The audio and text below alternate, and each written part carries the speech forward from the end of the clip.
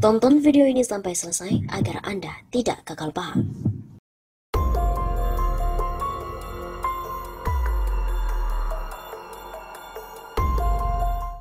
Terungkap ternyata ada hubungan khusus Pangkostrat Dudung dengan Ketum PDIP Megawati.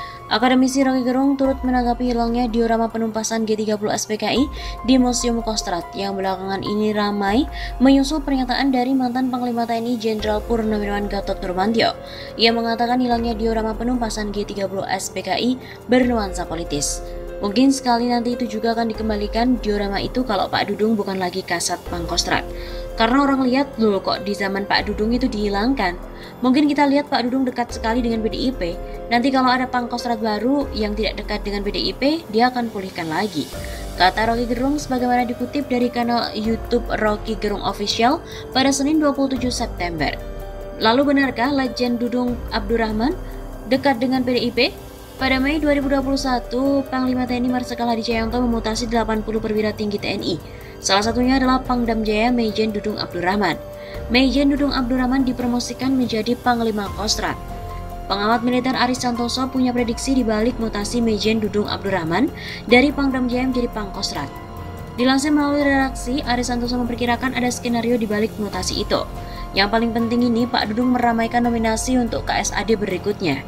Ujar Aris Santoso, dan diketahui jabatan KSAD saat ini dipegang oleh Jenderal Andika Perkasa.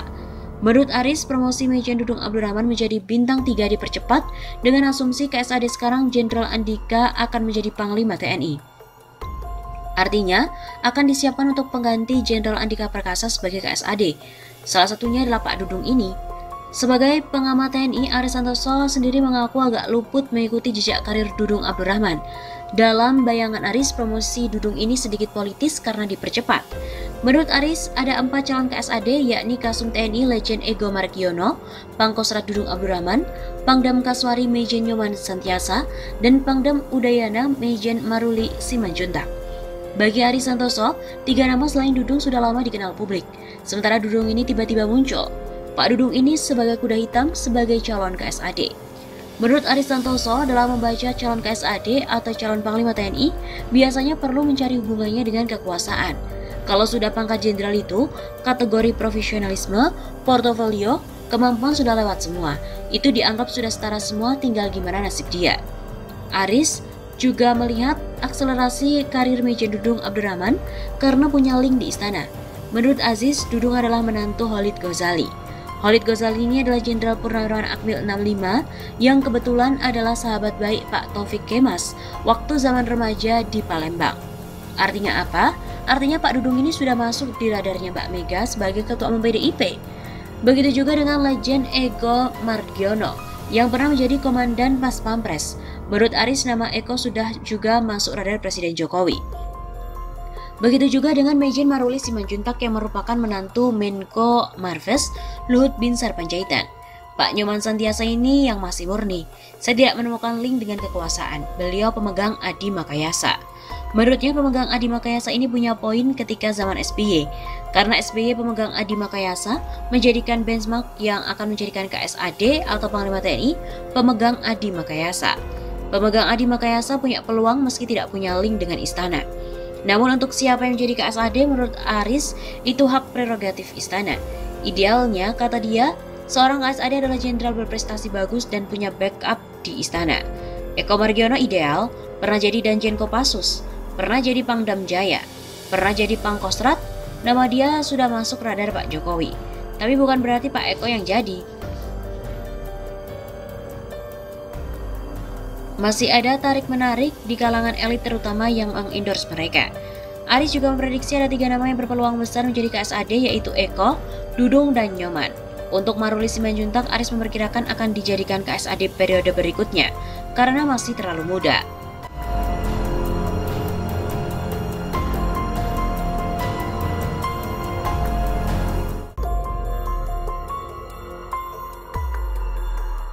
Jenderal Gatot perlihatkan indikasi PKI telah menyusup ke tubuh TNI. Patung Soeharto dibongkar.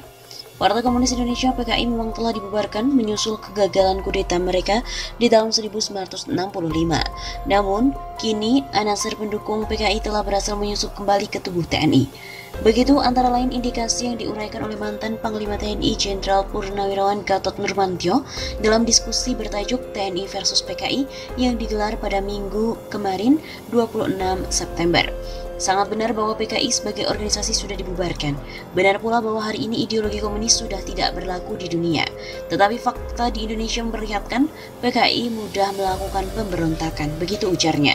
Dalam diskusi yang digelar secara daring itu, Gatot Nurmantio memutar sebuah klip pendek yang memperlihatkan Museum Dharma Bakti di Markas Komando Cadangan Strategis Angkatan Darat Kostrad di kawasan Gambir, Jakarta Pusat.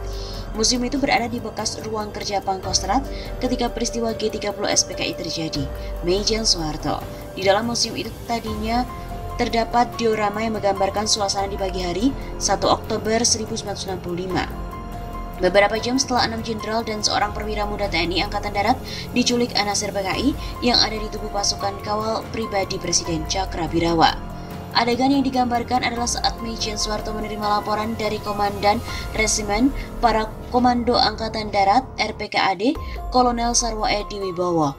Sementara Menteri Panglima TNI Angkatan Darat Jenderal Ahana Sution yang selamat dari upaya penculikan PKI beberapa jam sebelumnya duduk tidak jauh dari Soeharto dan juga Sarwo Edi.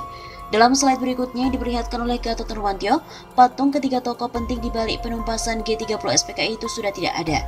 Jurang kehancuran itu telah ada di depan mata, baru saja terjadi adalah di Museum Kostrad, kata Gatot Nurmantio. Dalam ruang kerja Pak Harto,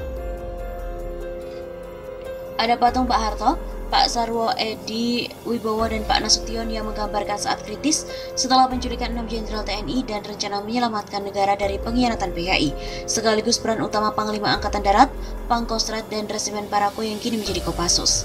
Untuk menghilangkan gambaran sejarah penumpasan G30 SPKI tersebut, sekarang ketiga patung telah dibongkar dan tidak ada lagi. Gatot juga lalu mengajak prajurit TNI untuk agar membersihkan jajaran TNI dari penyusupan maupun pengaruh yang dapat merusak jiwa juang para prajurit TNI dan bisa menyebabkan pengkhianatan. Minimal menjual institusi untuk mengejar jabatan dan bermuara ingkar terhadap sumpah kepada Tuhan Yang Maha Esa, Allah Subhanahu wa Ta'ala.